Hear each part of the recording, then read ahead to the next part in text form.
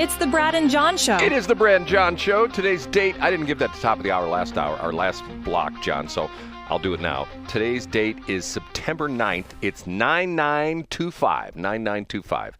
And 2 more days till 9/11. Anyway, that is John Combest. I'm Brad. And John, what do we do in the B block, which we're currently in right now? It's time for Brad's Top 3. It's time for Brad's Top 3. You're a little off key that time, just a little bit sharp. Oh, thank you, Brad. I'm not perfect. I'm not like all of your AI friends, Brad. And by the way, what a great job you're doing on these AI videos, Brad. I love the one yesterday. They're not AI, they're real. Okay, it's time for number 3. It's number 3. We haven't talked about this in a while. Brad, perusing the FCC filings, found 2 interesting filings, one of which was filed yesterday with the Federal Communications Commission about, guess what radio station, John? Is it about KSLQ? No. Guess again. Is it about one of your obsessions, like Tracy Ellis? No. Guess again. I give up. KDHX. No way, Brad. You're right. We haven't talked about it in a while, but here we go again, to quote Brad. Okay, the first filing, which is actually fascinating because of the fact that I don't know how in the world they got away with this long. This is a filing made, I believe, September 1st. And long story made short, I won't give you the technical jargon stuff here, but when they originally filed for their license in 1988 and they built their transmitter site, you're supposed to put the coordinates of your tower down to essentially 1 meter accuracy. So in other words, 1 meter. Oh, wow, that's super specific. Yes, and once again, you have a registered land surveyor come out and do that. That's usually required. And he tells you, okay, our transmitter site's supposed to be at Latlan, and he plots that, and he says, okay, right here's the spot where the tower goes, okay? They filed an amendment with the FCC, and keep in mind it's sort of interesting because it still shows as the owner of the station is Double Helix, who is dead or in possession. So apparently the bankruptcy is still in action because otherwise it would just say Double Helix, and it hasn't been taken over by the new Gateway Creative Broadcasting. They were off by a little bit, and since 1988 they were off by. Guess how much, John? 2 meters. 330 meters. You're kidding me, Brad. Almost a quarter mile. It says, a recent review in connection with an assignment application found that the coordinates specified on the current license, which is the main studio's original 1988 license, and located approximately 330 meters from the actual location. The origin of this discrepancy is unknown and effectively lost to time, but is most likely due to an incorrect determination of the coordinates almost 40 years ago. So for 40 years ago, nobody ever bothered to make sure. And what's interesting about this is at one point in time, I don't want to get real nerdy about this. At one point in time, I got contacted by the FCC because of discrepancy with the KSLQ tower because, and this gets really nerdy, but when you do coordinates, there's a couple of different, and if, of course, this is typical government stuff. There's NAD 27 and NAD 33. Now, don't ask me the difference, but essentially the coordinates are different in that if you use NAD 27, the lat lon of a particular location is not the same as NAD 33. And my tower was off by, I think, 8 feet. So I got a nasty gram by the FCC because, and once again, the weird thing about this is that I believe this is still the way you use it. The FCC uses NAD 27 and the FAA uses NAD 33. Wouldn't you think the government agencies would get together and say, hey, let's standardize on this standard rather than you having one standard and us having another standard. Right, John? Wouldn't you think that would happen? Yeah, they did get together and they had a conference to encourage action, and it was called Go NAD. It was the first annual GoNAD conference. And sadly, Brad, no one from the government could attend because no one from the government believes in having GoNADs. Okay, second thing from KDHX, which was filed yesterday, interestingly enough, silent notification and STA request.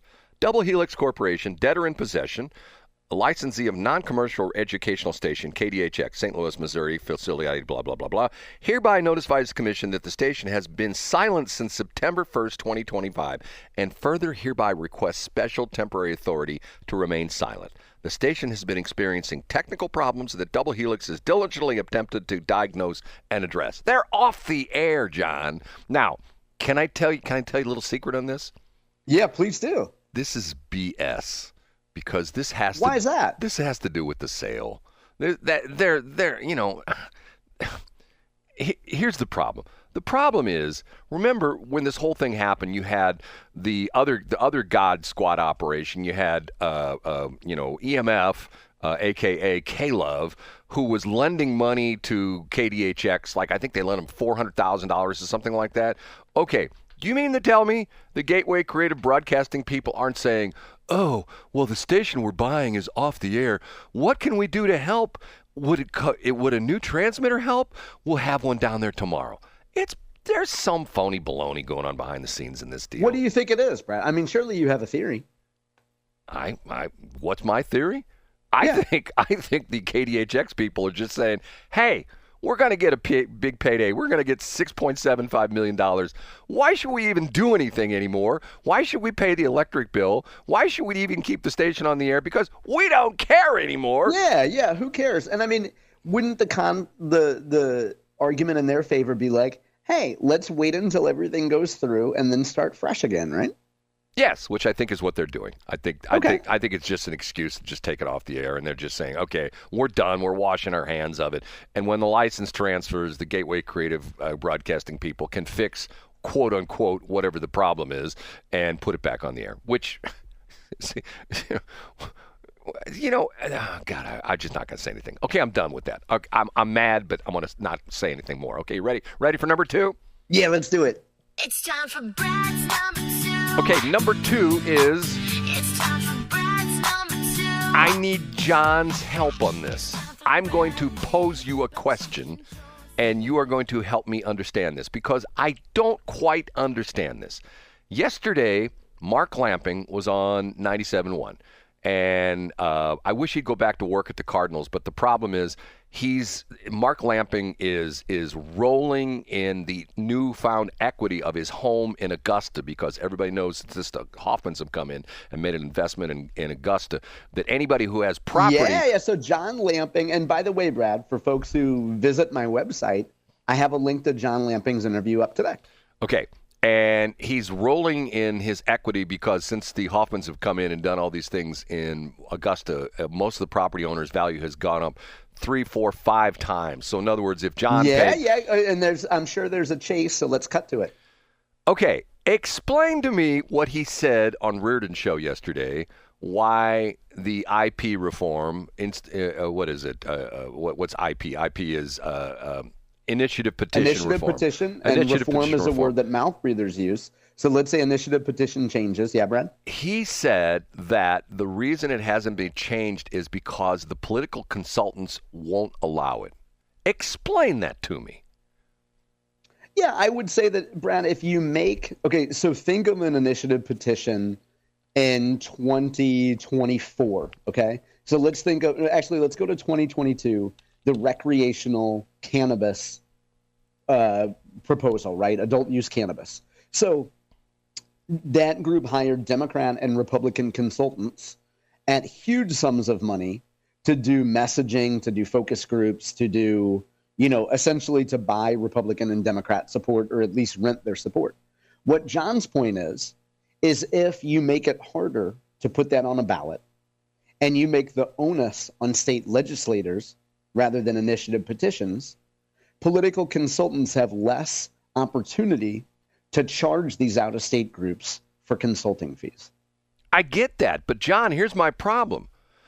Is essentially what he's saying is that our representatives and our senators, we vote to represent us in the state house in Jefferson City, they really don't have any control? It's all these people outside the government?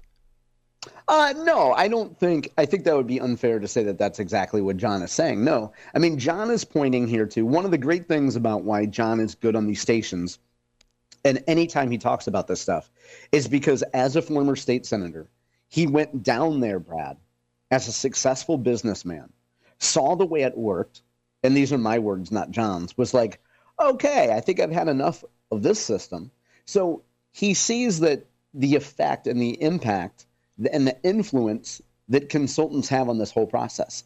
I don't think he's saying that state legislators have no influence and that it's all coming from out-of-state folks. I think he's just saying that political consultants and what he would call the consultant class have a financial incentive to keep status quo for initiative petitions. Because, Brad, think of all the groups that get paid on a $6 million initiative petition campaign.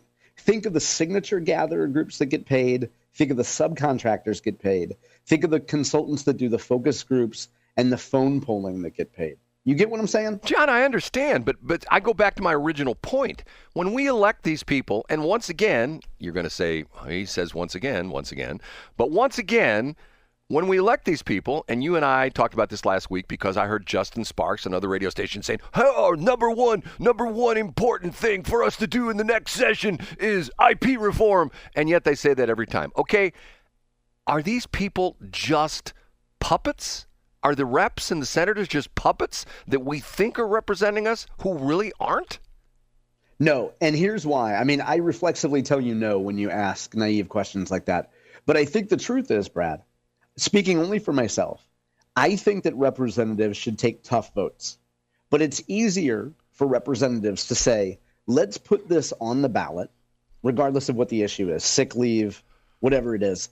It's easier, or cannabis, Brad, look at 2022. A bill to legalize recreational cannabis failed in the Missouri legislature in the spring of 2022. Legislators took the easy way out and said, let's let folks vote on this. Let's just let folks vote on this. We could pass a bill, but you know what? There's going to be a ballot initiative. Let folks vote on it. I think you elect your representatives to make tough choices. Now, Brad, Democrats listening to this would say, hey, we have to put stuff on the ballot because Republicans do the wrong thing. Okay, you can make that argument. But I just make the argument back to you, Brad. Representatives find it easier sometimes to punt the issue and say, let the people decide, rather than taking a hard vote. Well, I find it disturbing when you have a learned person like John Lamping essentially saying, hey, you're going to disagree with me, but essentially what he was saying, the representatives and the senators really don't do anything. It's the lobbyists and these other consultants who make all the decisions in the state. And you know what? That's the way it is. I'm sorry. That's what I interpreted what he said. I mean, yeah. Hey, you could be right, Brett. And to be clear, I read the entire transcript, but I didn't listen to his voice. And when you read a transcript and you don't get intonation, sometimes you miss stuff. You could be interpreting it correctly, Brett. Okay. Ready for number one? Yeah, let's do it. Big finish, Brad's number. John, number one is a soundbite. And I'm going to warn you about two things. A, it's a little bit longer than most sound bites I play. And B... Yeah, because it's a nasally NPR woman. I'll remove my headphones because I'm sure it's going to be super loud. Well, B, it's long because it's actually 1 minute 40 seconds long. Let's do it. This is a snippet from Katherine Maher's appearance on the Colbert Show last week. You ready for this? Yeah, let's do it, Brad. And it'll start off with Mr. Colbert. With the decline of local newspapers and local news, these NPR stations are critical sources for people to know about their own community. That's exactly right. So 1 in 5 Americans currently lives without access to local news in their community. And what that means is that they have access to national news, national television, national newspapers, perhaps, if they can afford the subscriptions, maybe. But that means that they don't have anyone covering their local PTA. They don't necessarily have anyone covering the issues of traffic and commuting, or the issues of how their forest is being managed, or the issues of what prices look like in terms of agricultural and commodity sales. And that really matters when it comes down to how folks live and interact, and especially in rural areas. The other thing, though, is that we know, and there's lots of evidence because this has been going on for about 20 years, that the decline of local news in this country correlates with higher rates of polarization, lower trust in civic institutions, lower trust in the very institution of democracy itself. So when you take away local news and when you take away local public radio, what you're really doing is undercutting our ability to trust one another, those of us who we've never met, to talk about how we want to live together in our towns, in our cities, and make decisions as a democracy, not at that big D level of Congress, but at that little d level of where are my tax dollars going to go? How do I want to raise my family? What's the community that I want to live in? It's incredibly damaging. John, your reaction? Are you still there? Or did you fall asleep? Oh, yeah. I mean, inspirational. Talk about logical leaps, Brad. So if I understand this correctly, the decline of local news isn't because public radio sucks and the world is changing, but it is to blame for polarization. So I think the answer is give more money to public radio and people will be more unified. That's the message, right? She goes through practically, I mean, when the whole thing about we don't talk to our neighbors. And I'm thinking to myself, what the hell does that have to do with public radio? And the crazy thing about it is I when I said this yesterday, I was wrong. School board, remember I even asked you, when's the last time anybody from KWMU has gone to a PTA meeting? What, John, unless I thought that was hilarious. Unless they're I thought that was really funny. Unless their kids are going to school and they personally went to a PTA meeting, do you ever think in the history of St. Louis Public Radio, if we called up Jason Rosenbaum right now and said, hey, Jason, how many times have you covered a PTA meeting? What do you think his answer would be, John? 0.0. And I think that she is just looking for some sort of, but also, Brad, she's catering to the NPR donor, right? So if you're an angry short-haired grandma that likes NPR and you drive a Subaru, well, if you drive a Subaru, you probably never procreated, so you're probably not a grandma. But you get the point, Brad. If you're an angry, short-haired, old liberal type that listens to public radio, you're going to say, yeah, I remember PTA meetings from the 70s. Why aren't people covering that? So you have to tailor your message to your audience. Like, she's not speaking to people with sense like you and me and our listeners. She's talking to the NPR crowd. Now, John, one other question, and this is because you have boots on the ground, hands-on experience of this. She referred to the rural listeners not being able to get farm information, okay? Now, once upon a time, John Combest worked for this big company, Monsanto, which is now Bayer, and you spent a good deal of time literally in those rural areas and sometimes literally out in the fields talking with farmers. Did a farmer ever say to you, John, if it wasn't for NPR, I wouldn't know what the stock price, what the commodity prices were. I wouldn't know how much my beef was worth. Was that ever said to you, John? Yeah, absolutely not, Brad. Never once. And the reason for that was because you've talked about this before. You talked about the fact that the local radio stations, not the NPR affiliates, but the local radio stations in those communities were very much involved with the farm community, correct?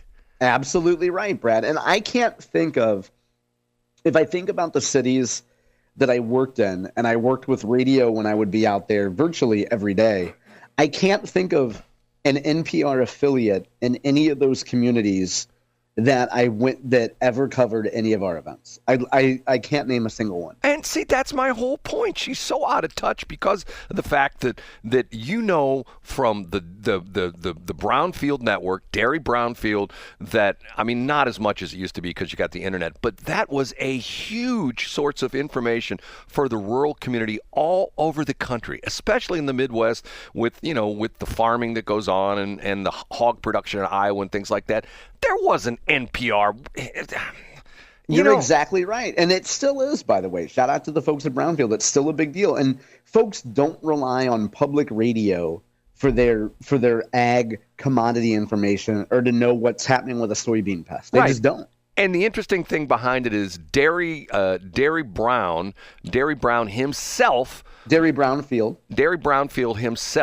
was one of those guys who was a farmer and still was very close with the farming community and was very active in the different farm organizations and still walked crops with farmers. How many NPR people do you think have been walking crops in rural areas? John, how many do we think that would be? 0.0. But according to her, if it wasn't for NPR, and the crazy thing about this is, if you listen to our afternoon show with Markley, Van Camp, and Robbins, and Van Camp is a former news guy, and whenever he talks about this, he says exactly what I say. Most of the NPR affiliates have no local programming because why? They're running NPR all the time. It's a network. You don't have it. Just like right now, if you were tuned over to 90.7, it would be NPR right on now. At 9 o'clock, they go to some other show, which is not NPR, but it's a network show. And then at 11 o'clock, they go to a network show. The only local programming on KWMU right now, during the week, during the day, is from noon to 1 when you have Snoozeville lady on there who talks like this. And let's talk about unicorn fart dust, right? That's what you hear, okay? I think they need more coverage of radio station GPS timing. Because we're way behind, right? Okay. I'm sorry, John. Okay. We're done. Oh, no, we got one more segment to go.